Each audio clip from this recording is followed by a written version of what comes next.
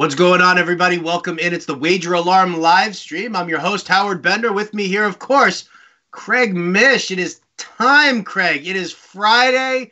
We've been doing these live streams now. We brought them back finally, and here we are looking for. I'm your host, Howard Bender. With me here, of course, I got sound blasting all over the place. Craig, it is Friday. Where it's going? There it goes. Holy cow! Yes. Wow, that was crazy.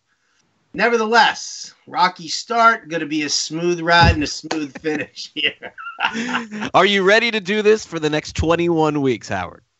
You know what? I actually am ready to do this for the next 21 weeks. We've been talking about this for a while. We're both I think we both enjoy this more than anything else, is really what it comes down to. I do. I don't get to talk to you a lot like I used to, so this is our chance always to chat. And our second year doing the Super Contest picks, for those of you who want to track our picks all season long, you could just go over to Fantasy Football Super Contest and check out our entry, as Howard's in there under Wager Alarm.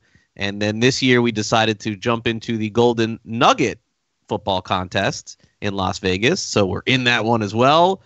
We've shelled out a lot of money this year to be in these. So we felt that last year was very important to have stake in the game. This year it's very important to have stake in the game. There are so many people in the industry that have now moved themselves over to becoming gambling experts.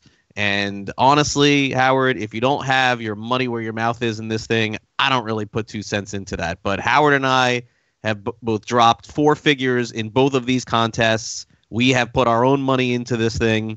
And so we have a lot invested in that. And I think that's very important for those of you who watch these live streams to know that this isn't daddy's money.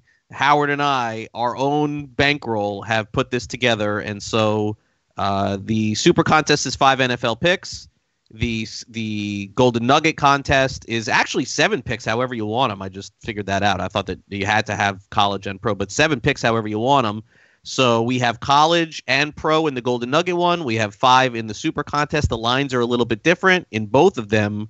So we're going to have to make sure that we give you our accurate lines and picks each week. And I am ready to roll here for this Friday night. Yes, I am too. I thought you were going somewhere else with that. That's it. That's all I got. I got nothing else here, people. That's it. It's done. It's over. No, listen. Our deadline is already passed for the Golden Nugget Contest, and yes, like Craig said, 5 picks. We're good. We're good, dude. We went 7-0. I looked into the future, and there we were, right on top. You did email the proxy earlier today, correct? I did. I took care of everything. I told you. I asked for visual confirmation. Now this is one thing so that you guys know also how Craig and I are putting our money where our mouths are, because at wageralarm.com every Saturday, as soon as we get the confirmation, the tickets, visually sent to us, so it comes to me, gets texted to me, I post it right there on the website so that you can see it. You can track all of last year's Super Contest. If you like, I posted all of our tickets there each day, so you can see exactly how we went. Now, we went 5 college, we went 2 pro this time. Yeah. And listen, I think it's important to kind of just lay that out before we get to the actual picks here, because you and I were talking about our picks for the Super Contest and week 1 of the NFL. Push it aside about the Packers and the Bears and how crappy that game was on Thursday night. It was terrible. It was absolutely atrocious. No preseason. Nobody played in any of the preseason games. Week 3 wasn't even remotely a dress rehearsal. So I actually liked the idea that we went with 2 that we were super confident in for the pros, and then went the rest of the way with the college, because we are kind of rolling along with that. So keep that in mind, guys. We were going through our 5 picks for the Super Contest, and I mean, there are some that we agreed on. There were some that we didn't agree on. I conceded. Craig conceded. So, I mean, it's a lot to deal with there. So I like the fact that we did the college focus, and let's tell everybody what our Golden Nugget picks are, because you guys are probably going to want to look at these lines and see where they are right now. And if you feel like betting them, Craig and I are in it with you there. Number 1 pick here, Craig. First of all, let's talk about Army. Going up against Michigan. Now, here's the deal. I love this pick, because of what we've talked about in the past. I mean, it's a 25-point spread here, and while Michigan is a great team in comparison to Army, Army has A, been playing really well, and B, we talk about the fact that teams do not like to run up the score on the military academies, Harbaugh being one of those guys who I could definitely see jumping out to a lead and immediately taking his foot off the gas. Yeah, and by the way, just for confirmation, what is the line that you have on that one? The final line on Army? Just out of curiosity. Army's getting 22.5. 22.5. Okay, just wanted to make sure I had that right. You scared me there for a minute. If it was 25, I needed to go bet a lot more on Army. So 22.5. So let's talk about this. Army, as those of you who have watched the live stream last year, was our really good friend. We had them a lot. They covered for us at least 2 or 3 times last year. And outside of Clemson, they have one of the longest winning streaks in all of college football. They dominated their bowl game. And then here is this is a really interesting point that I want to bring up. Last week, Army looked awful against Rice. They did not look good. And I think that drove a lot of people maybe even toward the Michigan side this week. So as we were getting ready for this live stream, I thought it would be really important for me to take a look at what Rice is doing, because they're playing tonight against Wake Forest. And if they were going to lose 48-0, I still would have taken Army in this game. But they are going toe-to-toe right now with Wake Forest. Wake has a 21-14 lead in the second quarter. So I feel much better about that. Maybe Rice is a little bit better than what some people thought. This is a game where I think Army is going to grind this thing out. They've played very close with a lot of good teams in college football in the past. I don't think Army is going to win the game. But we're getting more than 3 touchdowns, and the total is 47. So provided that Army's defense even plays halfway good against Michigan, a team that has had a propensity to not cover the spread at times, I think that there is a chance that this game goes right down to the fourth quarter. Maybe Army is down 2 touchdowns. Maybe it even becomes 3 touchdowns, but Howard hit it on the head, and people don't talk about it enough. The military academies, how many of these games in college and pro football come down to the last possession in terms of covering or not covering? How many? Half of them? All of them? Feels like every game almost does. Of course there's going to be flukes. Teams are going to win 52-0. But when Michigan has the ball and they're up 21 with 3 minutes to go, they're going to shut it down. They're not going to rub it in. And this happened with Notre Dame last year. It could happen again with Michigan this year. And I do think that Army will be competitive in this game. Will they win the game outright? That seems like a tall order. But I do think they keep it close. They're riding such an epic winning streak at this point. That was the first pick on the board for me. It just kind of stuck out there that I do think Army has a good chance to cover in this game. Absolutely. And one of my dogs absolutely loves Army. She is 100% in. As you can hear, she is howling at that one. Big salute out there. Second game we looked at here. This was an interesting one. I mean, I questioned you originally on it. Missouri giving up 14 points here to West Virginia. Yeah. Now, listen, I don't love West Virginia by any stretch of the imagination, but Missouri lost to Wyoming last week, and they didn't look good losing to Wyoming there. No, they didn't. So to lay 2 touchdowns here made me a little nervous, but tell me why we're going with it. There's 2 teams that we're going to take that are favorites here that gave up late leads and gave up late covers. And the reason why we're going to do it is because there are 2 teams that are talented, but from a conditioning point of view, I think they weren't prepared and fell a little bit short, and that goes on the coaching staff. Missouri is one of those teams. They're a better team than Wyoming is. It's just that they got off to a 14-0 lead, and they fell completely flat. Their receivers were dropping the ball all over the place in the second half of that game. Kelly Bryant Howard, of course, the quarterback from Clemson, who is now the quarterback at Missouri, threw for over 400 yards, but really faded in the second half. Another team that we're going to talk about in a little bit did also, and they talked about it, and I can mention it now, Florida State, all their players were dehydrated.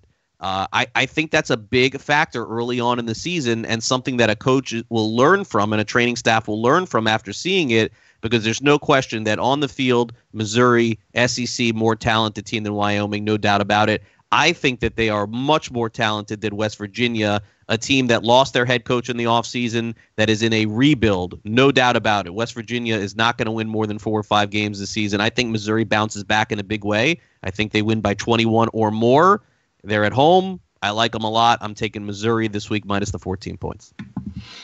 Okay. You just mentioned Florida State.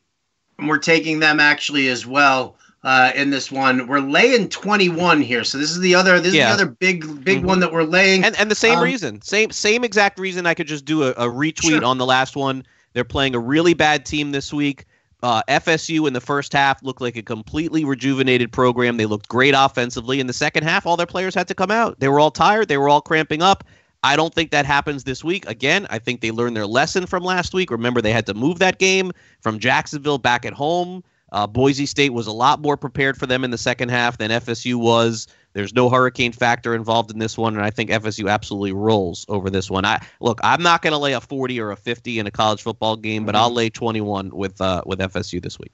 Okay, another one that we're laying here also, Florida International, minus 7.5, Western Kentucky. Both teams lost last week.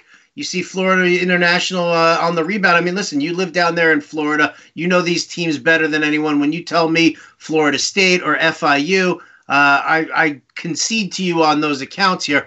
Tell me about FIU in this one. And our record historically has been really good with a lot of the Florida schools last year, going back to a lot of our live streams, a very high percentage on hitting those because I do follow them a lot closer. And we've talked about this on live streams before and wagering. If you feel like you have a strength or you feel like you know a conference, why go so far off the grid with teams that you have no idea about? Stick to what you know. Look, Western Kentucky a couple of years ago was an up-and-coming team. They had Jeff Brom as their head coach. They had Mike White as their quarterback. He's now with the Dallas Cowboys. They've undergone so many coaching changes. And so what Western Kentucky decided to do this year, Howard, was get smart, which is this. They invited Central Arkansas to come play them, figuring, okay, we're going to have a nice cupcake for the opening game. They gave Western Kentucky gave Central Arkansas last week $325,000 to come play them and lose. Central Arkansas went to Western Kentucky. That tells you how bad Western Kentucky is. Now, a lot of bad luck last week for FIU. They did not play well also, but they were so bad on third down. They got put in some horrible positions because they couldn't run the ball. Their best player didn't play. Devontae Price sat out. He is going to play this week. I think that this is a blowout. Golden Panthers win by at least 14 points against Western Kentucky. I think they show up at home. And by the way, Western Kentucky is now going to have to adjust to that heat playing here in South Florida, in Miami. So I think that no question this thing gets broken open in the second half, and look for Devontae Price to have a really big game. When you don't run on first down and second down, Howard, and you're in third and long in college, you can't convert those. I think FIU gets it done this consistently. Week. No. Okay. I like it. And then the fifth game that we're looking at here, how about UCLA? This is my least. This is honestly the fifth of the five. This is my least favorite. I mean, we got to pick 7. And so, look, it is hard to get back behind Chip Kelly and UCLA after so bad last week. Yeah, they looked really bad at Cincinnati. But San Diego State could be one of the worst teams in college football. And for me, this is the kind of thing, Howard, that UCLA, they bring Chip Kelly in. He has the season that he had last year. They open up in the first game against Cincinnati. This is it, man. Like, there is a ton of pressure on UCLA to win, and I do think that they show up. It's like, who is the more desperate team? That doesn't always work in the NFL, but it does work in college football. So I don't see San Diego State scoring 17 points. Their quarterback for UCLA, Dorian Robinson, he was 8 for 26 passing against Cincinnati. I think he gets better. My only concern with UCLA, and by the way, their receiver's going to play this week. Their best receiver, he was out last week, is Joshua Kelly, their running back, who just didn't look good at all against Cincinnati. There's some rumors that maybe he is hurt. Maybe he's hurt more seriously than people think. And in that Chip Kelly offense, go back to Oregon, go back to even the San Francisco 49ers. This guy, as much as he throws, it is all about that quarterback dropping back, waiting, and then handing it off to the running back, and that guy runs. And they need Josh Kelly to do that. So very rare for me to have favorites in college, but I don't like a lot of the matchups this week in college. Really, the best matchup on the board is Texas against LSU. It's rare in week 2 of a college football season that we have almost no premier matchups, but that's the way we're at. We only have two schools in the top 25 playing against each other. I don't know how that kind of happened this year for college. I'm not really sure. So no really juicy matchups for me, and so we'll take UCLA as the 5th college pick this week. So Florida State, UCLA, FIU, Missouri, and Army will be our 5 college picks in the Golden Nugget contest this week. Absolutely. And then we're going to pair those up with our 2 pro picks. And these are picks that we're actually doing in both here in the Golden Nugget, and we're using them in the Super Contest so we can transition to each one of those. Let's start it off here. Baltimore Ravens, 6.5-point favorites over the Dolphins. To me, yeah, what scares me is how big of a no-brainer this is. I know, it's so easy, right? You talk about the heat down in Miami, and is that going to affect the Ravens here? That's the only thing. That's the only thing. But yeah, listen, Miami's tanking already. They're getting rid of they got rid of Laramie Tunsil, their number 1 offensive lineman there. They got rid of Kenny Stills, who's arguably their best receiver since they had lost Jarvis Landry. Miami's just a disgusting hot mess. The Ravens, one of the premier defenses as is. I love Lamar Jackson in this one. I love Mark Ingram running all over these guys. And to me, this looks like a very easy one for the Ravens. So 6.5. I would have been nervous had it been 7.5. Then I would have been nervous. It's going to go there. Crazy. It's going to get there. Yeah, by Sunday it'll get there. Like. Yeah, a couple of things that are important. And again, I don't have all of the notes and I don't have all the tickets from all 16 or 17 weeks that we did this last year.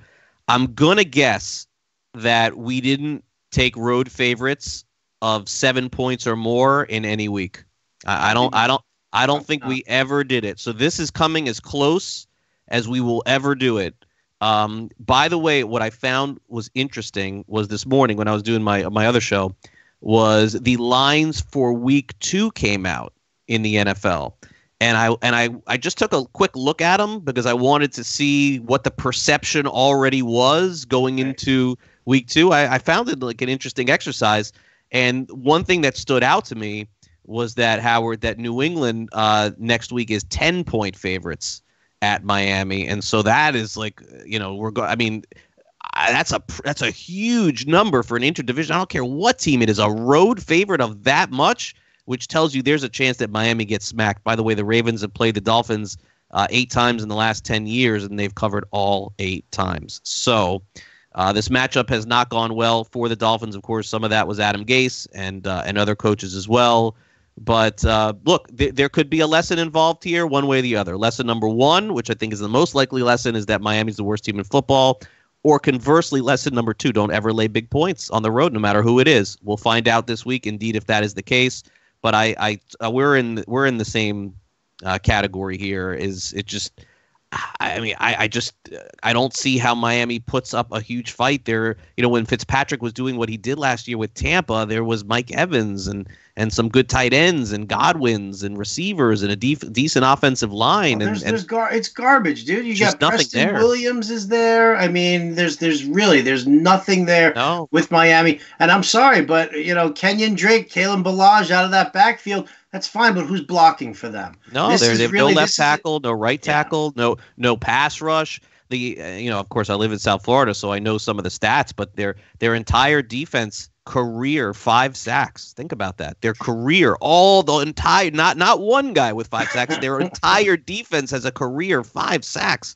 So look, strange things can happen. It's the NFL, and hopefully those of you who are watching this realize that. Let's say, for example, you have a bankroll. I don't know what people's bankrolls are these days, but let's just say your bankroll for the whole season is $1,000. Let's just say that you decided to throw $1,000. You live in New Jersey or West Virginia or Las Vegas in the legal places. Let's say you took $1,000 and you put it in one of the online sites.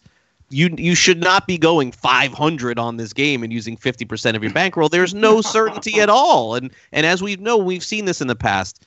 No one's wishing for this. Lamar Jackson is my quarterback in one of my leagues. No one's wishing for Lamar Jackson in the second quarter to get hurt and the game to completely change. Also, keep in mind you can do live wagering if that did change. And if you did bet something on the Ravens and you wanted a hedge, you could go back with Miami and live wagering. But but this is the contest we're talking about here. We have to pick 5 games in the contest. Is the Ravens one of the better games that we like? Absolutely. It's probably in our top 2 or top 3. But you should never use 50% of your bankroll on any game. The most it should ever be, especially in a week 1 situation, is somewhere around 5%, 10% the most. And if you go 10%, you're the kind of person that has the ability to reload that account just in case you lose. There you go. All right. So Ravens are in there, locked in. Last game here that we picked, we went with the Colts. Look at that. You want to talk about a team that I think everybody is overreacting to right now. The Andrew Luck news is terrible. And yes, Andrew Luck is a fantastic quarterback. Is he better than Jacoby Brissett? 100% he's better than Jacoby Brissett. But there's a lot that goes into this game for me. Number one, I think Jacoby Brissett is actually an underrated quarterback. He's a mobile quarterback. He still has his weaponry in T.Y. Hilton, Eric Ebron, Devin Funchess, Paris Campbell. He's got a backfield of Nyheim Hines and Marlon Mack. He's got the weaponry that he's been working with for the past 2 seasons anyway. You know, the difference between the Colts now versus the Colts in 2017 was that in 2017, Chuck Pagano was like, well, I'm going to get Luck back in a couple of weeks, so I'm not going to reinvent the wheel. Frank Reich is now turning things around, and he's dealing with it all for Jacoby Brissett. I like his mobility. I like the infusion of RPOs that we're going to see a lot more of here in this one. And they're 6.5-point road dogs to the Chargers, who I don't think a lot of people realize the loss that the Chargers have taken as far as defense goes between injuries and free agency, that all of a sudden, yeah, you know, their front seven is good, not great.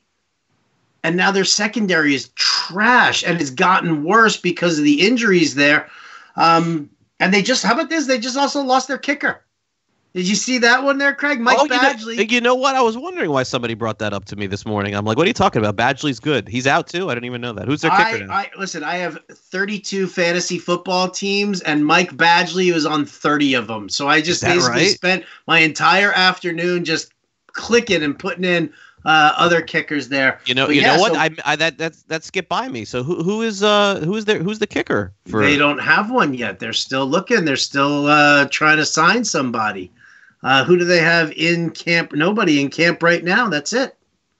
Ooh, that's good news for one of these teams I'm playing against here. Oh, baby. Little juicy. So for my handicap in this game is the Chargers historically, and by historically, let's not go back to Dan Fouts, but historically, let's say in the last 5 or 10 years, they've been a great team when they're an underdog, and they've been a horrible covering team when they're a favorite. And that goes back to LaDainian Tomlinson too, and Turner.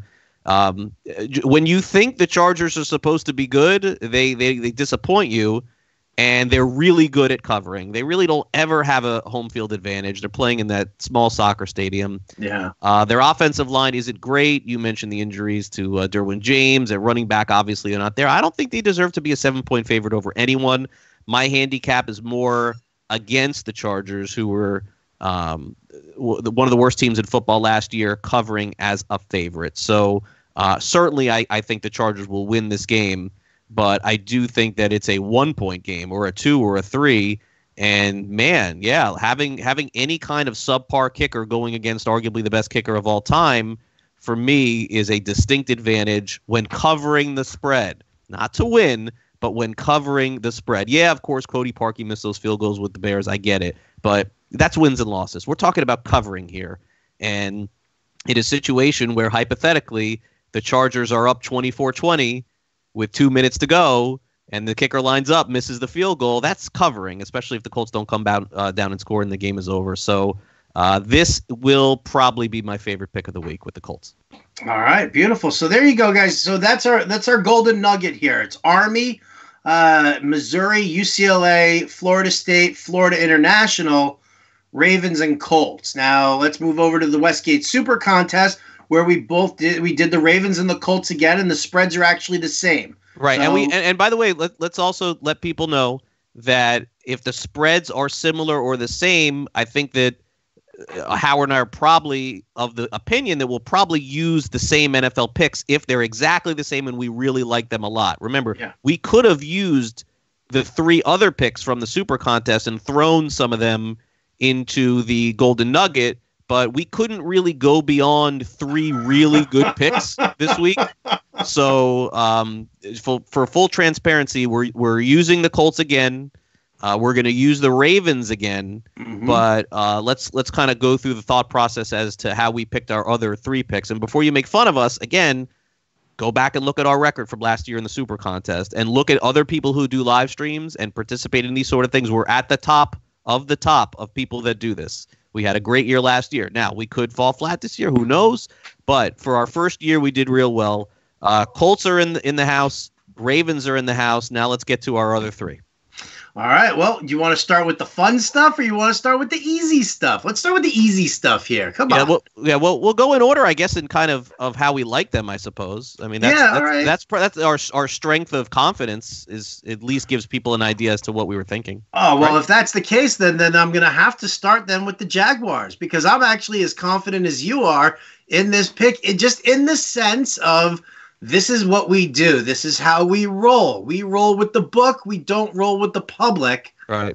It's a contrarian pick for sure. Yeah. And when you look at, we talked about this on Tuesday's live stream.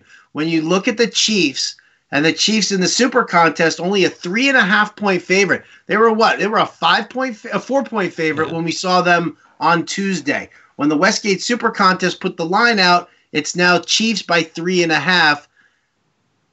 It's a weird line when you're talking about Mahomes, the reigning MVP. You're talking about Tyreek Hill, who just got a 3-year, $54 million extension, okay, and a get-out-of-jail-free card. You talk about Travis Kelce, arguably the best tight end in the game. Andy Reid. They just added LaShawn McCoy to their backfield. I mean, you're looking at this team, and you're thinking, how could this team lose? So then why are they only a 3.5 point favorite over the Jags? It's not just about home field advantage here for Jacksonville.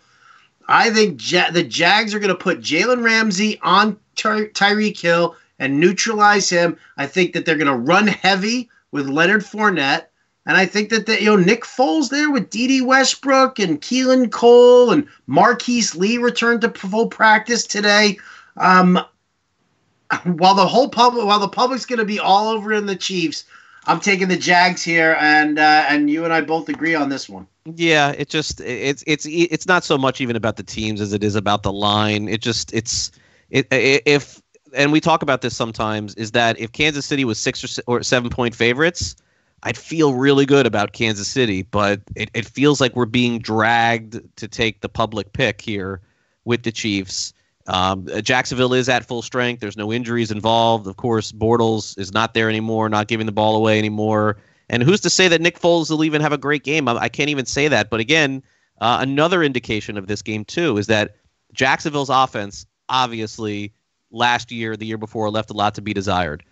The total in this game is 51 points. I mean, you would have to assume that is telling you that Jacksonville, in a 3-point spread, is going to score like half of those points. I mean, that's what it's supposed to be. So there's a lot of indicators to me that are pointing toward Jacksonville. And look, it is the NFL. Chiefs could come out and win 41-0. They certainly can. But the Jaguars are not America's team. They're not one of those teams that people like. When you hear their name, you're just kind of like, ugh, like Tennessee gives you that too. Like, ugh, do I really want to take Tennessee? It just seems it's a wacky, weird line. And sometimes you got to go with the ugly pick that you don't think has any chance. And I think that's what this really is pointing toward this week. Kansas City certainly could win. They could still win by 3 and we win this. So I feel like taking the home dog. Also, I like Josh Lambo as the kicker for the Jaguars this year. I think he's a rock solid guy. They got rid of Jason Myers, who was definitely struggling last season to make those clutch kicks, those late kicks. So I like the extra half point there. Also, that definitely tickles my fancy. So we're taking the Jaguars as our third choice there. After that, we're going a little ugly as well here. Lions -3 against the Cardinals. Now, it's the Lions as a road favorite, but, I mean, listen, you love the way the Lions start on a regular basis. I don't think you're into the whole Cliff Kingsbury and the air raid offense of Arizona. Talk to me here. Detroit. Yeah, and again, a line that you would look at it and wonder to yourself, why is Arizona not favored at home in this game? And I think that kind of tells you what at least Las Vegas feels about Arizona very early on. First career start for Kyler Murray, who has not looked good at all in the preseason, one of the few quarterbacks that played in the preseason. and didn't look very good. He was able to find, I believe, their fifth wide receiver, Keyshawn Johnson. He seems to have a good thing going with that guy, but he's not their first receiver, their second receiver or third receiver. It's not that I really love the Lions here, but they do have the veteran quarterback there. They do have a running back who had a lot of success last year, 2 wide receivers that had a lot of success also, and provided that their cornerbacks and Slay and those guys do a good job, I really think that the Lions end up winning this game, and then we will fade the bleep out of them the next week, and we will go right against Detroit the following week, because I will not buy this win at Arizona. The reality for the Cardinals is that, and we talked about this on our totals live stream, Arizona winning 5 or 6 games is not a miracle. They would have a party for you to double your wins or win 3 times your wins in the NFL. They would love that. That would be phenomenal. I just don't have confidence. I think Arizona is going to be a good covering second half team once they kind of get their legs under them a little bit, but I just don't like them at all going into this game. And it'll be Fade City, of course, against Detroit. Go back and look historically, last few years of Detroit. They start off 3-1, 4-1, 4-2. Oh, they could be good, and then they just fall apart. So I like the Lions in this game, and maybe we end up getting a push out of it. I'm not sure. And again, this is from a confidence standpoint, our 4th out of 5 games, just to be clear. Yeah, well, another thing that also that you didn't mention there, Arizona, their best offensive weapon is David Johnson. They're going to use him heavily in the passing game. I like the speed of the outside linebackers for the Detroit Lions, and I love Damon Harrison right there in the middle to handle the work between the tackles. So I think the improved run defense, and you saw that last year when Detroit did pick up Harrison in a trade, right, and just how well that run defense did. So I kind of dig on that a lot. And then there, like you said, Darius Slay leading that secondary there. So I'm in on that pick. I like that pick. And yeah, like you said, then we had to fight for the last pick because we went through a lot of the games. Just so you guys know, like, we considered taking Seattle. They were big favorites over Cincinnati. And then we both yelled at each other and said, we never lay a lot of points in the NFL. We're never going to do that. And then we looked at Philadelphia against Washington, and we said the same thing, laying big points. It's the NFL. There's 11 teams on offense and 11 teams on defense. And honestly, with the exception of a couple of guys, they were more or less the same. What happens if Wentz gets sacked and fumbles, and then Washington picks up the ball, runs for a touchdown? Now we gotta lay 17 points in that game. It's just laying big points in the NFL in this day and age isn't wise. So we went away from there. We looked at the Monday night games. I think the Saints are good, but they were horrible, 1-9 against the spread in the last 5 years in their first 2 games. The Saints, who would have thought that? Right. Well, I wasn't really looking at that because I know you and I don't see eye to eye on Houston as well. And then when you told me 1-9 against the spread early on, I think the big game and the real one that we were watching was the Denver Raider game. It's in Oakland. It started off as a pick'em, and it's a pick'em in the Super Contest here. Yeah, the Raiders when the line came out were 1.5 point favorites. Mm-hmm. It went down to a pick'em. Today, Denver was, I think when I emailed you, would I put a 1.5 or 2.5? Denver was a 2.5. 2.5 point favorite. And then the Antonio Brown news broke. Right. That came out. And then it went down to 1, and that's where it stands. The current line is where it stands right now, is Denver as a favorite. I still think Denver's going to be a favorite going into Monday night, but in the Super Contest, it is a pick'em. And so the Raiders are just not a consideration for me in this one. It would just be about Denver.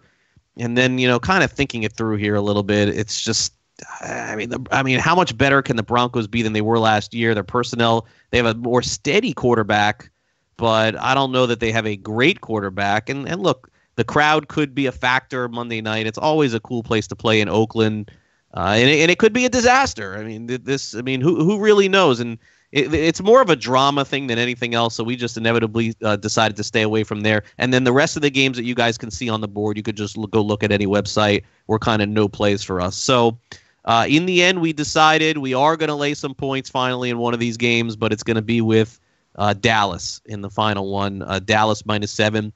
A lot of good vibes going on with the Cowboys. They've extended Elliott. They may extend Prescott. The Giants are obviously a team that's not going to be very good. They have one dynamic offensive weapon that we'll have to worry about in this game. If Dallas's defense is worth their salt, all they will do is just focus on Barkley. And if they do that, I don't think the Giants have a chance in this game. If we do lose this game, it is going to be because Barkley does something that he shouldn't have done. It's not easy in the NFL to really figure those sort of things out. But to me, Howard, I don't know how you see it, but for me, Ingram could be a factor. He could catch 8 balls for 90 yards. He's not winning the game for the Giants, and their receivers are not great. Their defense is not great either, the Giants, too. So divisional game does scare me a little bit, but we'll take Dallas -7. And again, the 5th confidence pick out of the 5. Yeah. I mean, listen, I have nothing really to add to that other than the fact I don't. I mean, listen, we needed a 5th pick. We needed a 5th pick. You've got Ezekiel Elliott back with 20 touches, 25 touches. Even if Dallas jumps up, let's say Dallas jumps up to a 21-3 lead, in the first half, and then come in the second half, are they going to put, maybe take their foot off the gas a little bit? They could with Zeke, depending on how much they work him in the first half. You still have Tony Pollard there. It's still a better team overall. The Giant defense isn't good. And if we're supposed to have confidence in Leighton Vander Esch, Sean Lee, DeMarcus Lawrence, everything that the Dallas Cowboys have put together for their defense, then this says that they should be winning this game. It is in Dallas. It is the first game for them. Jerry Jones isn't gonna, Yeah, I feel like we have to do it. Yeah, the last time these two teams played, it was close. Dallas took a big lead, and the Giants came back and made it close. It was 36-35. But beyond that, when these teams have matched up, this is one of the teams that Dallas has dominated in the same division. They've had their problems for some reason with the Redskins. I can't figure that one out. And they've had their issues with Philly, too. But it seems like, for whatever reason, the Cowboys have done a good job against the Giants. So maybe that continues, and that closes out our 5 picks here in the Super Contest and 7 picks in the Golden Nugget, and then Tuesday we'll grade them out. We'll see how we do. Let's get some, baby. Let's do it. That's going to do it for us here at the Wager Alarm live stream. Again, go to wageralarm.com tomorrow. Once I have visual confirmation of our tickets, I will post those pictures up there with the picks and the spreads so that you can follow along. I want to say a big thank you to Matt Sells, our producer for today. For Craig Mish, I'm Howard Bender. Best of luck to you in your games this weekend. We'll catch you next time.